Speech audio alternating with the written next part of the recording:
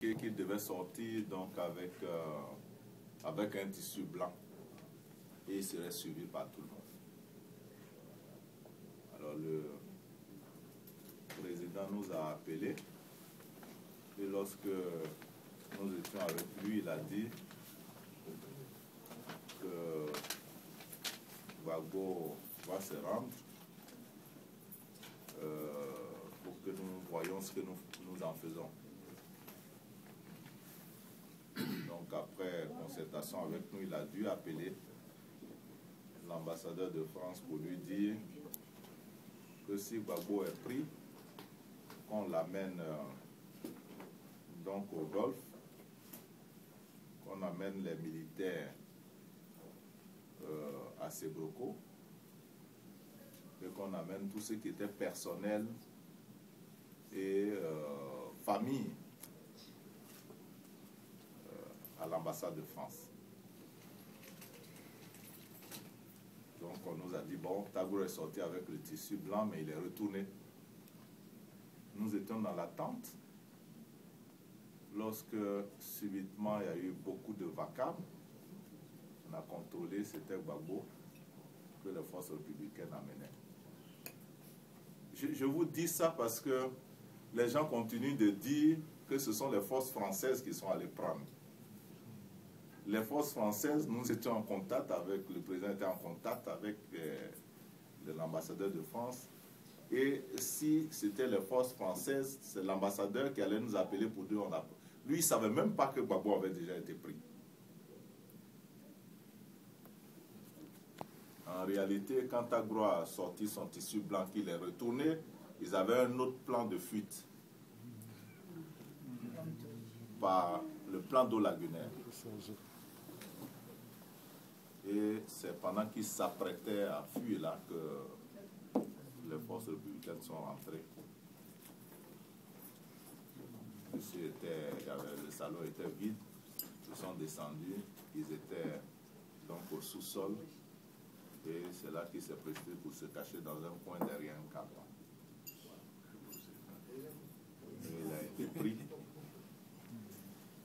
Mais les consignes étaient tellement précises et claires qu'il fallait tout faire pour l'amener vivant. Donc les chefs des unités qui sont allés lancer l'assaut savaient qu'il fallait tout faire pour préserver son intégrité physique. C'est pour cela qu'ils sont allés les gilets par balles, avec le casque, vous avez dû voir les images et tout. Parce qu'ils ne devaient pas prendre le risque, puisqu'ils n'étaient pas sûrs de contrôler leurs propres éléments. Donc il fallait vraiment le protéger et tout faire pour l'amener. Donc Gbagbo arrivait avec son épouse et ils ont été donc sécurisés à l'hôtel du Golfe. Pourquoi l'hôtel du Golfe? L'hôtel du Golfe parce que nous ne trouvions aucun autre endroit à Abidjan où on était sûr de mettre Gbagbo immédiatement et être sûr qu'il n'aurait pas de problème. Il n'y avait aucun autre endroit. En tout cas, pas dans les camps militaires, les hôtels, il n'y avait aucun endroit à Abidjan, dehors de l'hôtel du Golfe, où on était sûr qu'on pouvait préserver l'intégrité physique de Gbagbo. Voilà pourquoi l'hôtel a été choisi. Et il est resté 48 heures avant de quitter pour être mis en résidence surveillée.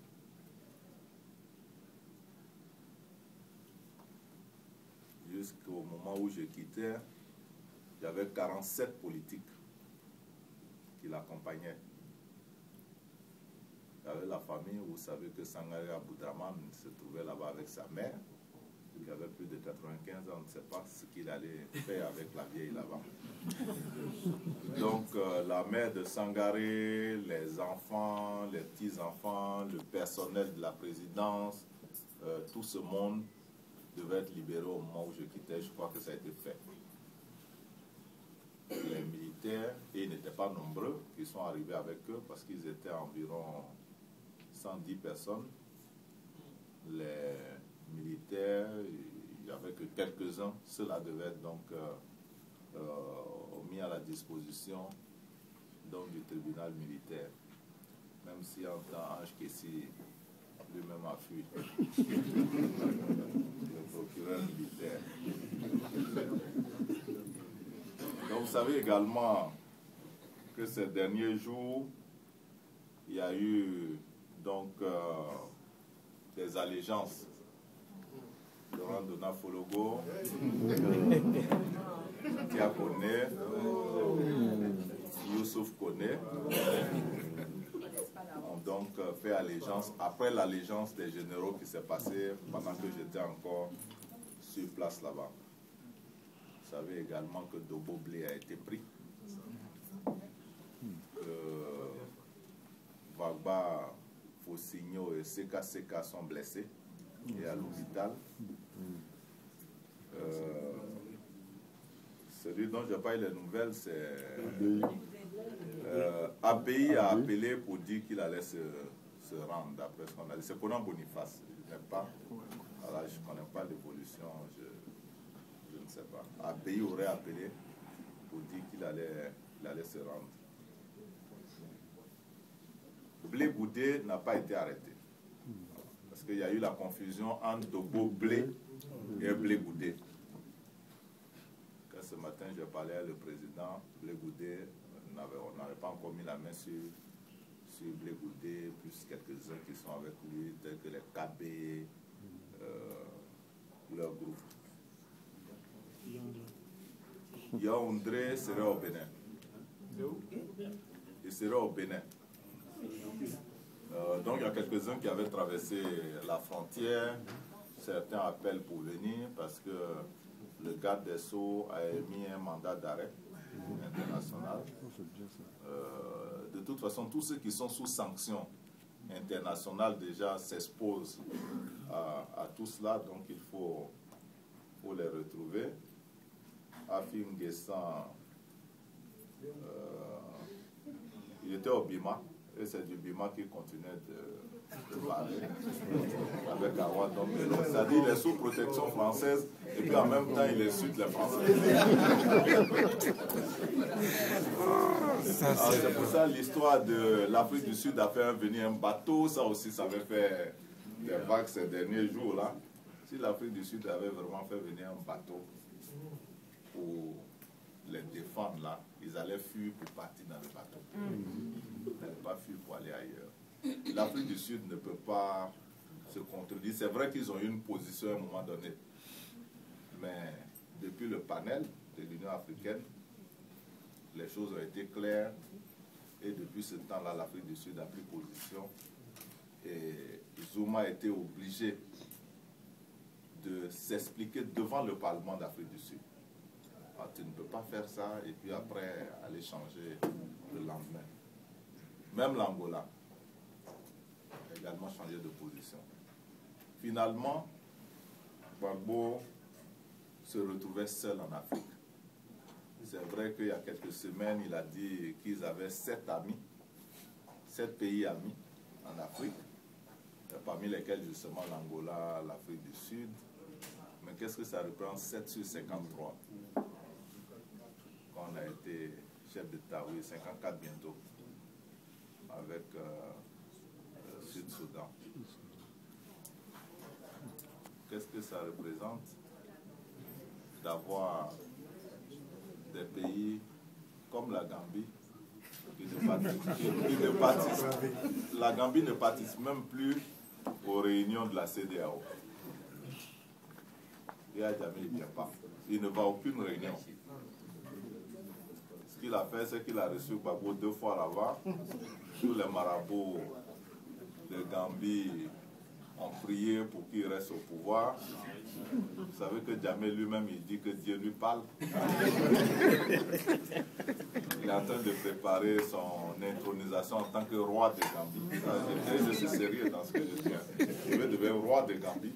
Donc, il a mis un comité en place depuis 2 ans pour préparer son intronisation. La Gambie va devenir un royaume. Il y a des jours, il monte dans les arbres. Et puis Dieu lui parle. Il peut rester 12 heures dans les arbres. En chef d'État. Il y a des jours, il descend à l'hôpital.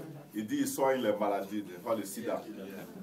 Et quand il donne les médicaments, il interdit aux médecins de donner un autre médicament.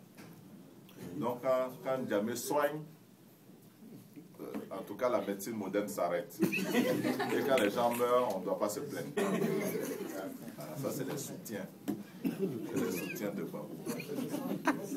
La Guinée-Bissau. Mais bon, comme on n'a pas le droit de parler des autres pays comme ça, parce qu'on va dire c'est un membre du gouvernement ivoirien qui est en train de parler des autres, donc on va arrêter là. Mais je voudrais dire qu'il était seul. Il était seul. Tous ses amis socialistes français l'ont abandonné. En tout cas pour les plus sérieux. À part quelques-uns qui sont vraiment, comme dit Laberty, qui ont continué de le soutenir. Mais encore que Laberty, les derniers jours, là, lui a dit de se retirer, de laisser tomber. Alors, le célèbre avocat, Ahmed Vergès, c'est-à-dire que des vieux séniles, Dumas et Vergès qu'il a pris pour venir, qui n'ont plus de mémoire, qui viennent, bon, alors il parlait aux Ivoiriens comme s'il parlait à des gens qui n'ont, à personne qui est allé à l'école là-bas, quoi. Parce que quand tu vois un avocat plus un ancien ministre des Affaires étrangères s'asseoir à la télé pour dire, on nous parle des Nations Unies, les Nations Unies c'est quoi? C'est rien du tout. Alors bon, ou bien les gens à qui ils s'adressent là, ils pensent qu'ils ne sont rien, ils sont bêtes, ils n'ont rien dans la tête, ou bien lui-même, il ne sait plus dans quel monde on est.